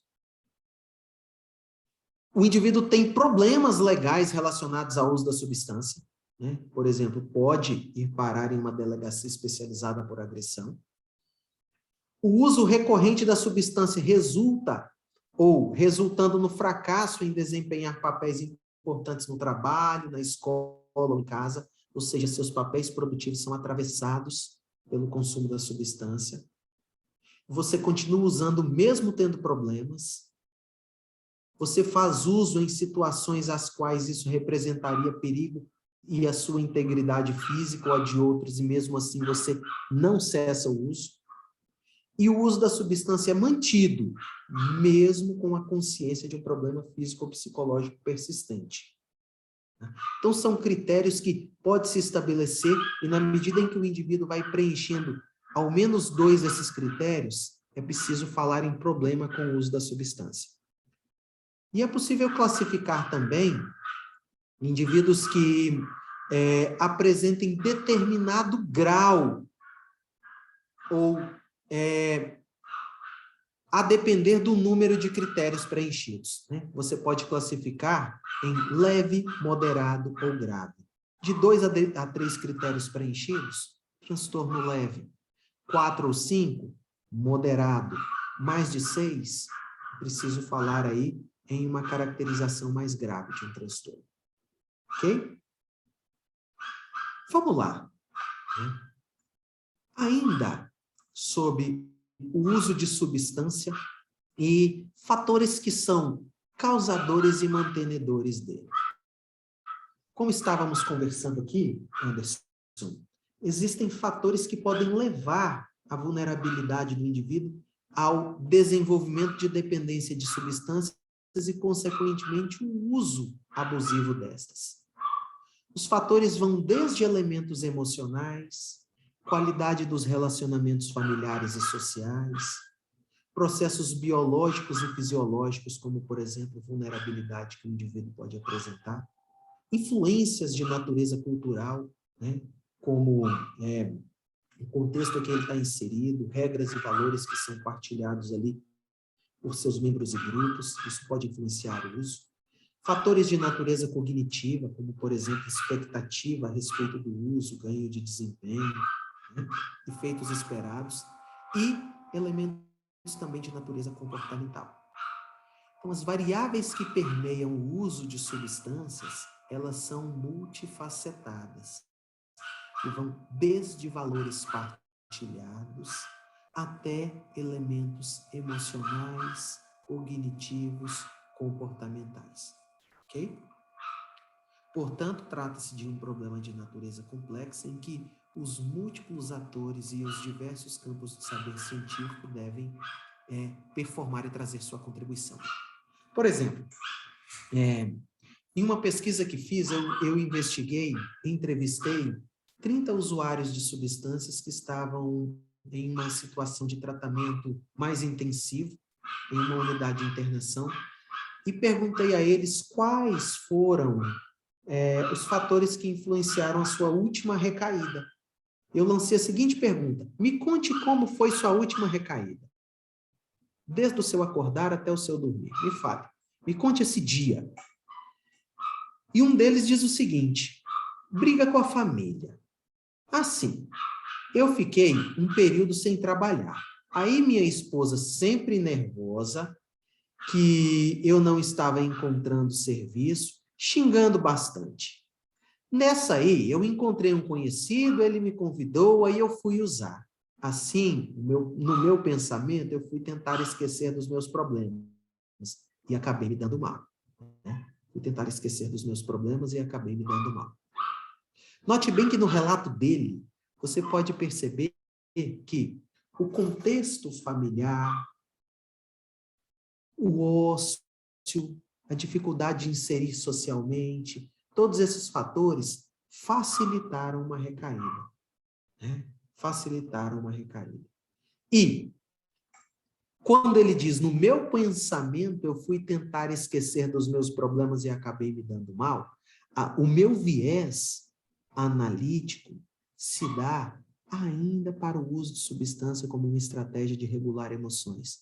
Mas que no caso dele, que tinha um problema com álcool, acabou vulnerabilizando e o levando a uma recaída. Tem mais um relato aqui, de um outro indivíduo que diz o seguinte, quando eu pergunto, como é que foi o dia da sua recaída? Me conta. Ele fala, o dia da minha recaída foi que eu discuti com a minha mãe, Ela estava obsessiva comigo, ela me vigiando demais. Onde você vai, o que você está fazendo, vigiando demais e botando as pessoas para me vigiar. Eu disse, não, mãe, se a senhora não acredita em mim, então vou voltar a beber de novo. Se eu estou falando que não estou bebendo e a senhora não está acreditando em mim, eu vou voltar a usar de novo. Fiquei muito chateado mesmo. Saí, fui lá para a casa da minha avó, lá pedi minha avó R$50 e ela me deu. Aí foi para um barzinho lá perto, pus uma música e lá comecei a beber. Aquela hora eu pensava assim, vou beber já que ninguém acredita em mim. Ninguém confia que eu não tenho coragem de superar esse vício, então vou beber para ficar pior. Esse dia eu comecei a beber e eu bebi tanto que eu pensei até que ia fazer besteira na vida. Procurei ser o mais fiel aos relatos dele. Então, note bem como ele, angustiado, inseguro, sem o apoio e confiança da mãe, acabou vulnerabilizando-se para o uso da substância, do álcool. Tá? A Thaísa diz, esses slides vão ser disponibilizados? Eu posso disponibilizar, evidentemente. Ingrid, como é que eu faço para disponibilizar os slides para toda a turma aqui? Me ajude a pensar. Eu posso mandar para o professor Watson, eu posso mandar também para algum membro aqui do conselho, eles disponibilizam a vocês. Ok? Exatamente. Vamos lá. Vamos em frente, tá bom? Eu posso também vamos pensar em uma melhor solução, que eu fico imaginando que nós somos muitos na sala, talvez eu não tenha capacidade de responder o e-mail de todos os que me encaminharam. Vou pensar em uma maneira de entregar para alguém e essa pessoa democratizar. Vamos lá. O que nós vamos entender por recaída? O que é que nós vamos entender por recaídas? E por que às vezes recaídas são importantes dentro desse processo? Entender processo de recaída é importante dentro desse processo de manejo de questões relacionadas ao uso de substâncias. Porque quando eu preparei essa palestra a vocês, eu pensei o seguinte: Vitor vai apresentar os dados relacionados à evidência entre o uso de substâncias e violência doméstica. Eu apresentarei dados a respeito do aumento do consumo de álcool dentro de casa e os diversos prejuízos sobre isso. Falaremos sobre os vulnerabilizantes. Então, é preciso falar sobre recaída, sobre o uso de substância, que se faz mesmo quando você tem problemas constatados com o controle. Exatamente para mostrar para vocês que uma recaída não é construída quando o indivíduo vai lá e faz uso da substância. Nós que estudamos esse tema, que intervimos com clientes dentro dos diversos contextos relacionados ao tratamento de uso de substâncias, percebemos que existem variáveis relacionadas ao anteriores ao uso de substância e variáveis relacionadas ao que são posteriores ao uso de substâncias. Então, uma recaída não se dá somente pelo uso da substância. Já existem variáveis anteriores e que, geralmente, elas são as variáveis que, quando você detecta e faz uma intervenção, você é bem-sucedido em gerenciar recaídas. A recaída será entendida como um evento que é composto por variáveis anteriores ao uso de substância e variáveis posteriores ao uso de substâncias.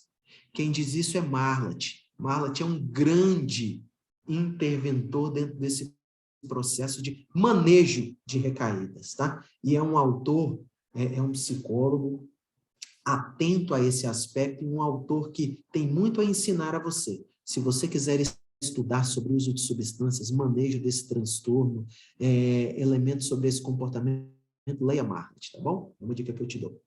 E ele diz o seguinte, que a recaída, ela é constituída não só por questões relacionadas ao uso da substância, o comportamento de uso. Existem variáveis anteriores e variáveis posteriores ao uso.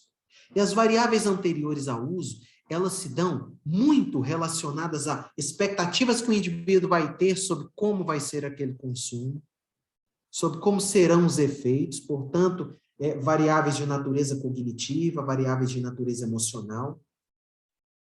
Mas também existem variáveis relacionadas ao pós-uso da substância, né?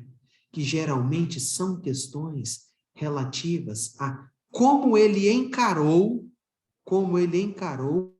aquele uso que ele fez, uma vez que, quando ele mantém um período de abstinência importante e ele faz uso da substância, ele quebrou sua abstinência, concordam comigo? Ele quebrou sua abstinência. Mas ainda não fez o que a gente chama de uma recaída.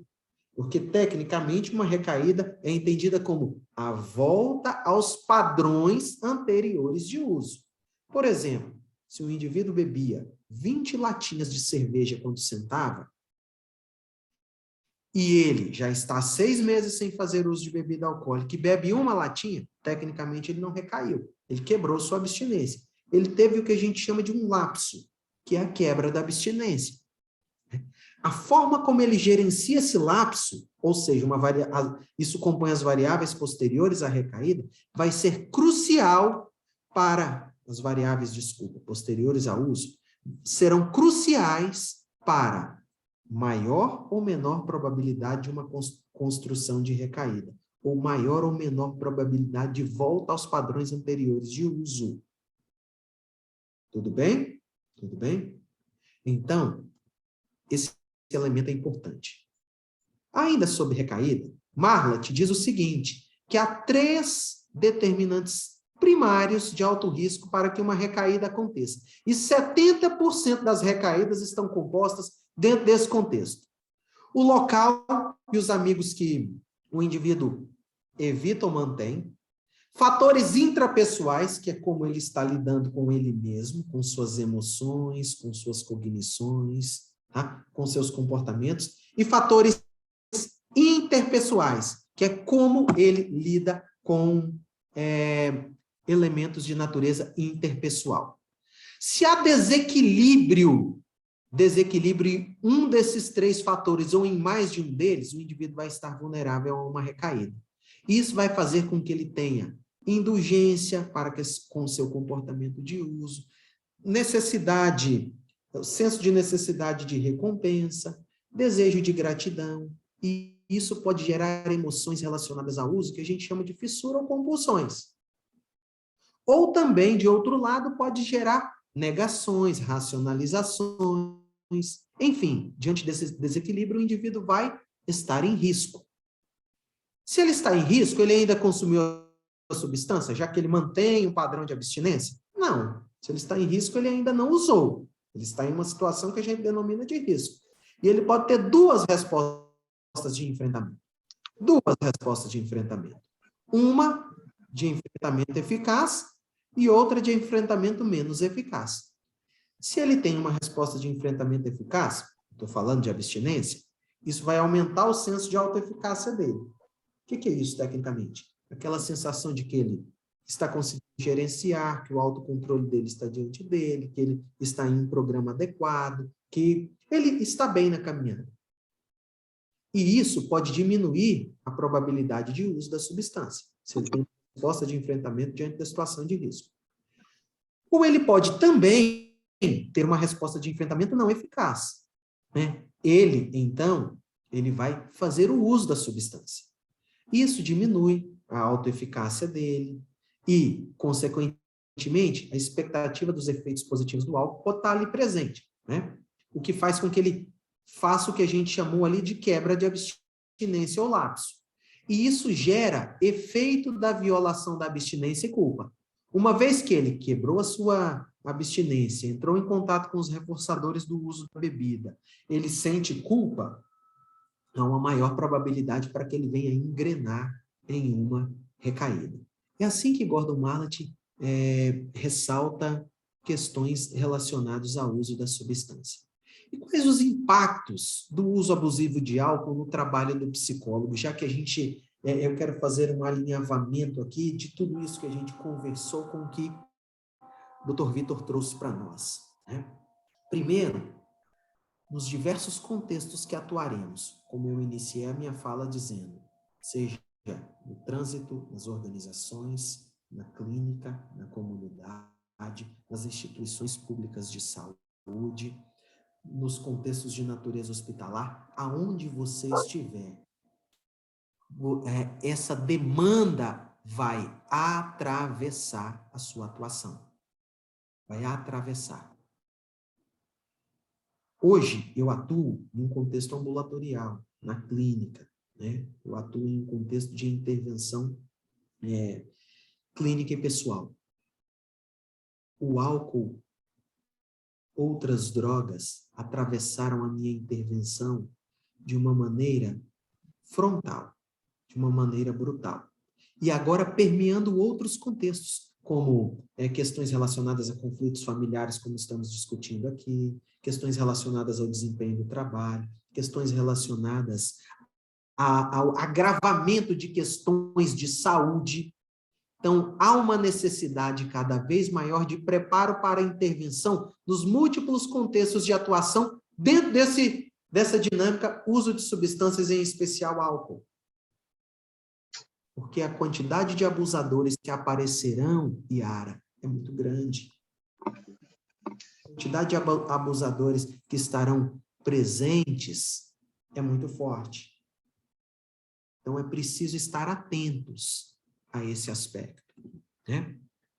Segundo ponto que eu ressalto aqui, né, que a habilidade de manejo de uma demanda nova para muitos profissionais faz com que tenhamos essa necessidade de busca de, no mínimo, um conhecimento mais seguro sobre esses múltiplos contextos. Porque, como eu apresentei a vocês aqui, o meu objetivo de apresentar o modelo de recaída e manutenção de uso foi mostrar que existe conhecimento especializado sobre esse tema.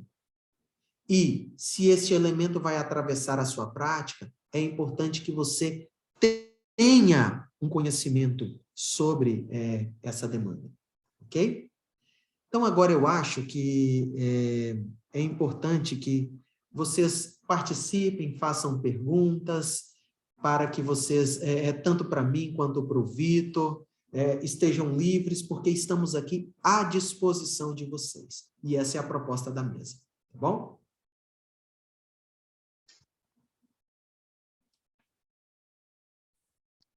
Boa tarde, vocês estão me ouvindo bem? Boa tarde, Jennifer. Ouço você bem. Eu queria fazer uma pergunta que eu acho que os dois poderiam responder para ficar completo, sabe? Dentro do que o doutor Vitor apresentou, aqueles dados de ocorrências, né, de violência, eu acho que com certeza há alguns que não foram contabilizados por a mulher não registrar a ocorrência. E alguns também que há recorrência, né? Por exemplo, a mulher vai lá e registra e volta a registrar de novo porque ocorreu novamente.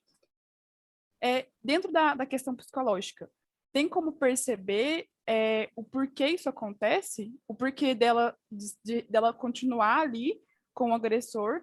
Ou o porquê dela não registrar isso? Assim, de forma geral, tem alguma explicação? Sim, o que a gente percebe muitas vezes é que as questões relacionadas à constituição cultural, como o Vitor bem ressaltou, são importantes, né? A nossa cultura goiana, a nossa cultura brasileira, ainda guarda muitas teias do patriarcado, do machismo, da dependência de natureza financeira,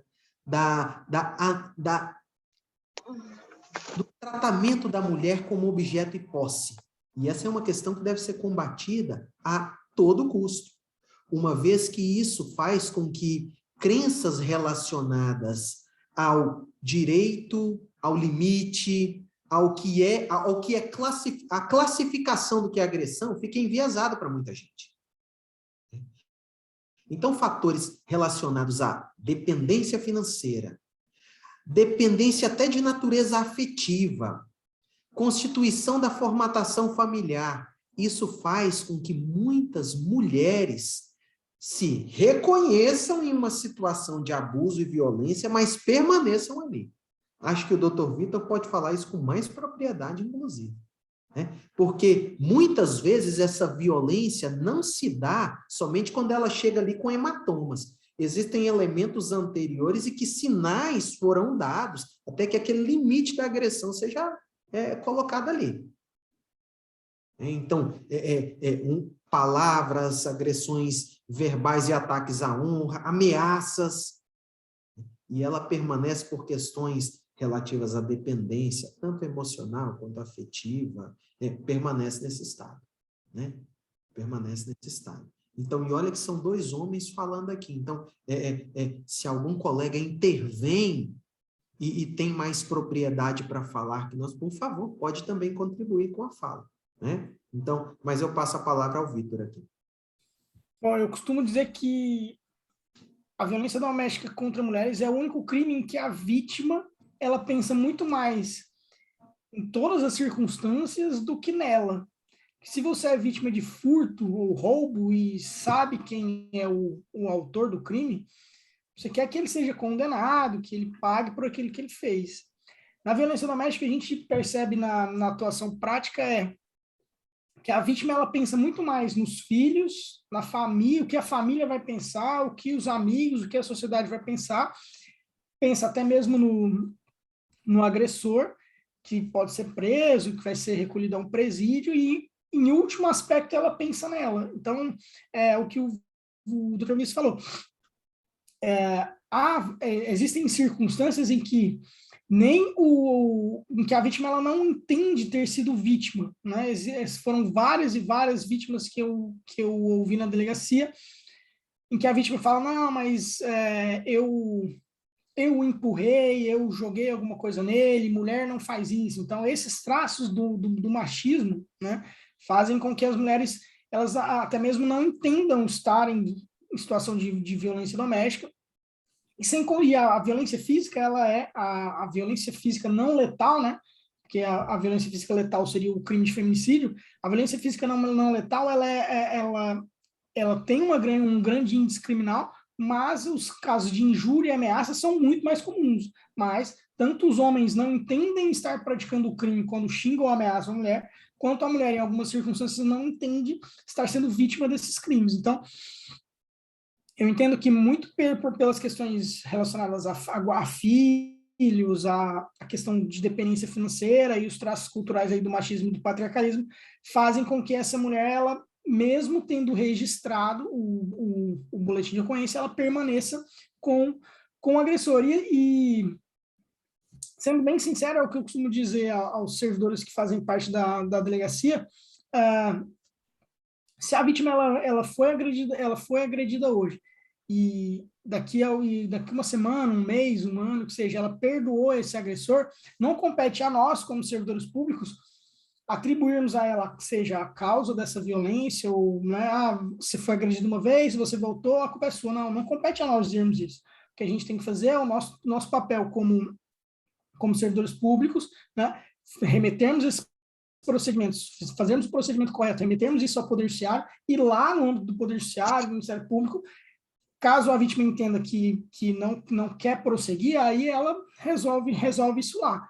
Mas, porque o que a gente percebe é os servidores que trabalham, né, com essas ocorrências de violência doméstica atribuem, em muitos casos, a culpa à mulher por isso. A mulher, ela está nessa relação porque ela quis, ela já tinha sido agredida e ela retornou. Mas os casos em que isso ocorre, eles são muito menores se comparados aos casos em que a vítima realmente é agredida, do que esses em que ela de alguma forma mantém o relacionamento por outros aspectos que não esses relacionados à dependência financeira, aos filhos e tal. Excelente. A Anderaine Nobre lança uma questão aqui. A recaída, então, não se trata apenas sobre o mero uso da substância isolada. Não, Anderaine. Nós classificamos tecnicamente recaída como o retorno do uso aos padrões anteriores. Então, quando você mantém a abstinência e quebra o uso dessa abstinência retornando à experimentação da substância, não se classifica recaída ainda, a menos que esse retorno se dê, naquela ocasião, aos mesmos padrões de antes. Então, exemplificando aqui, tomando novamente o uso das latinhas de cerveja, né? É impressionante. Uma vez veio ao meu consultório, Vitor, um indivíduo que eu disse o seguinte: senhor, então, quando vai beber, senta e bebe que quantidade em latinhas de cerveja? Ele disse assim, umas 55. Olha para você ver. Né? Eu não acreditei, não. Né? Então, em média, quando ele ia sentar, ele ficava horas a fio ali bebendo, né? E ele falou, um dia eu contei, 55. Né? Enfim, se a média de consumo dele, ao sentar, é essa, se ele passa 6, 8, 10 meses sem consumo nenhum de álcool, chega lá e bebe 5 latinhas, ele cometeu um lapso, não uma recaída, porque não retornou aos padrões de uso anterior. Né? Então, tecnicamente, nós estabelecemos assim, houve a quebra da abstinência, mas ainda não a recaída. Né? Que a depender de como ele gerencia é uma questão de tempo. Entende? Pois bem, mais questões, se alguém quiser abrir o microfone, fique à vontade. Se quiser lançar sua pergunta ao chat, né? Aproveite a presença de qualidade do Vitor, né? Que está aqui. Ó. Mais uma questão, né? José pergunta, professor, boa tarde. Né? Quero fazer uma analogia entre o que está ocorrendo com as vacinas e as abordagens para tratar adições. Hoje em dia, está sendo muito recomendado pela Organização Mundial de Saúde a mistura de vacinas de plataformas e tecnologias diferentes para aumentar a eficácia. Isso é verdade. Quando pensamos em psicoterapia baseada em evidências, há alguma evidência de combinações de abordagens, como, por exemplo, a terapia comportamental dialética, pela sigla DBT, ou TCC, por exemplo, a sigla terapia cognitivo-comportamental, sejam mais eficazes do que o uso de uma única abordagem? Sim, sim, sim. Porque existem... Isso se dá exatamente dentro do conceito do que a gente chama de prática baseada em evidências, né? Que, independente de uma linha teórica ou abordagem, você vai integrar as melhores práticas de diversos campos de conhecimento para intervenção dentro daquele contexto.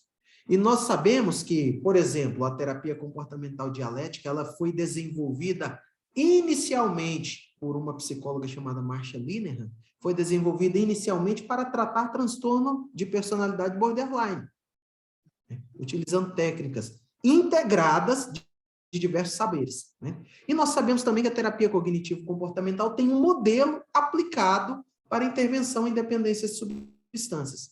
Então, imagine se você casa essas duas práticas com as melhores ferramentas dentro desse contexto. Sem dúvida nenhuma, José, a resposta da pergunta é sim, né? É sim, né? Inclusive, obrigado pela audiência, José. José, que é uma pessoa bastante querida e também um entusiasta das intervenções em comportamentos adictivos, né? Já trocamos muitas informações juntos. Coisa boa. Mais perguntas, pessoal, por favor, mais perguntas, né? Se não, vou ter que encerrar aqui, porque nós estamos bem próximos ao horário, né? Quero fazer umas considerações. Por favor, por favor. Vocês conseguem me ouvir bem? Perfeitamente. Se começar a falhar, eu vou tirar o vídeo só para melhorar a qualidade da internet, tá? Meu nome é Cristine, eu sou psicóloga, também conselheira, vice-presidente do CRP. Primeiro, agradeço vocês pela qualidade dessa mesa, né, das questões propostas, do estabelecimento do debate, mas estou aqui me segurando, porque fiquei com vontade de falar desde a fala do Vitor, e eu quero fazer algumas considerações justamente sobre a pergunta que eu fiz relacionada à questão da rede. Achei muito interessante essa perspectiva, essa leitura que o Vitor traz sobre alguns profissionais e o quanto o comportamento desses profissionais interfere, às vezes, na qualidade do atendimento prestado, na forma de registro da ocorrência, ou até no desejo de que a ocorrência seja registrada, dependendo da abordagem. Quero falar também da minha perspectiva, né, que é da perspectiva da atuação na rede de atendimento que atende essas pessoas vítimas de violência. Em alguns casos, a gente consegue alcançar também os agressores, mas nem sempre a gente tem esse sucesso, né? A gente consegue, na maioria das vezes, chegar mais até a vítima. Eu trabalho num CREAS, aqui em Aparecida de Goiânia, e aqui no CREAS foi mencionado sobre o Disque 100, nessa menção sobre o Disque 100, Disque 100, Disque 180, né? A gente chega lá na delegacia, mas também é enviado para a rede ampliada que diz respeito àquela situação de que trata a denúncia. Quando a gente recebe, o Disque 100 chega para a gente direto no e-mail do CREAS. E essa família ou essa vítima já é acessada também pela equipe do CREAS. Por favor, espera um pouquinho, tá? Essa família também é acessada pela equipe do CREAS, e a gente consegue fazer visita, alcançar, realizar atendimentos psicológicos. Então, essa denúncia, pelo Disque 100 ou Disque 180, ela consegue alcançar um número maior de órgãos, talvez, que dizem respeito àquela situação, e a partir desse alcance, a gente consegue chegar nas famílias e realizar o atendimento na perspectiva dessa rede. Quando a gente fala do conhecimento dessa rede, eu acho importante mencionar que todos precisam conhecer, e principalmente quem faz parte dessa rede, porque para que a gente consiga acessar todos os serviços, né, para que aquela família tem direito, os profissionais precisam conhecer que tipo de serviços existem no município. Foi citado pelo Dr. Vitor a situação do órgão, eu esqueci o nome, desculpe, que atende lá em Lusiânia essas vítimas, né? E para quem não tem o órgão específico, pode ser encaminhado para os CREAS, né? Esse atendimento a vítimas de qualquer tipo de violência física, psicológica, sexual, é realizado o atendimento pela equipe do PAEF, que é o Serviço de Prevenção, Serviço de Proteção e Atendimento Especializado a Famílias e Indivíduos. Então, quando a gente vê, né, eu achei muito interessante as perspectivas que vocês trouxeram, e surgiu uma pergunta no chat relacionada exatamente a isso, que não é aquele recorte, o uso do álcool, né? Tem uma série de fatores que dizem respeito ao uso do álcool, né? Assim, até chegar no uso abusivo. Tem uma série de fatores, como o Dr. Vitor também mencionou, relacionados à situação da agressão. Alguma pessoa também comentou no chat, né? Que não começa na agressão física. Às vezes tem alguns outros sinais que já acontecem com antecedência, e esses sinais ou não são vistos, ou as pessoas não dão tanta importância. Nesse sentido, é importante que a gente tenha cada vez mais, aí de quem é da rede, de quem está assistindo, né, da população de maneira geral, o conhecimento de que é possível buscar alguns serviços, como bem disse o Vinícius, na ótica da prevenção, que a gente precisa fazer a informação chegar, né? Porque levar a informação de qualidade também é uma maneira de prevenir. Talvez para uma família que é acompanhada lá pelo CRAS, quando a gente faz uma palestra sobre violência psicológica, que ela não sabia que era um tipo de violência, já pode ser uma maneira de prevenir, uma violência física futura. Então, assim, a gente precisa dessa engrenagem da rede trabalhando conjuntamente, para que a gente consiga acessar todas as perspectivas necessárias para um atendimento de qualidade, não só da vítima, né, ou que já foi agredida, ou que já está numa situação de risco, mas em todos os contextos que vão fazer com que aquela família, inclusive o agressor, recebam um atendimento de qualidade para entender que há outras possibilidades, que há perspectivas diferentes que podem ser trabalhadas no âmbito familiar para a gente evitar que esses casos aconteçam e que cheguem em situações extremas. É isso. Obrigada. Excelente participação. Muito obrigado, muito obrigado. Cristiane, né? Cristiane. É isso mesmo? Cristine. Cristine. Muito obrigado, Cristine. Falou com propriedade. E eu acredito que nosso objetivo hoje aqui foi concluído, e muito bem concluído, com a participação de todos. Quero agradecer de público ao Dr. Vitor, que não hesitou em aceitar esse convite e vir aqui em um terreno que não é o métier dele, porque ele versa com advogados, juízes, promotores, né? No palanque da sala de aula de alunos de direito, está aqui em meio a psicólogos, ele performou muito bem. Então, quero agradecer e agradecer também, enaltecer a iniciativa do Conselho em promover um evento como este. E nós tivemos aqui a participação de muitos colegas, alunos, colegas psicólogos, e quero agradecer essa audiência de qualidade. Tá? Transmitam ao presidente do Conselho a nossa satisfação e o quanto a nós foi muito reforçador estar aqui nessa tarde. Obrigado a todos vocês. Agora, eu me comprometo a encaminhar os slides, mas para quem eu encaminho? Para que vocês possam mandar aos alunos. Vinícius, Sim. tenta mandar no chat. É verdade, gente, é verdade. Tá vendo como vocês são mais habilidosos, né? Espera aí. Tá no chat, é isso mesmo. Enquanto você vai tentando, eu queria agradecer isso mesmo, eu vou conseguir. Participação. Perfeito, muito obrigado. Parabenizar também todos os psicólogos presentes pelo seu dia, né?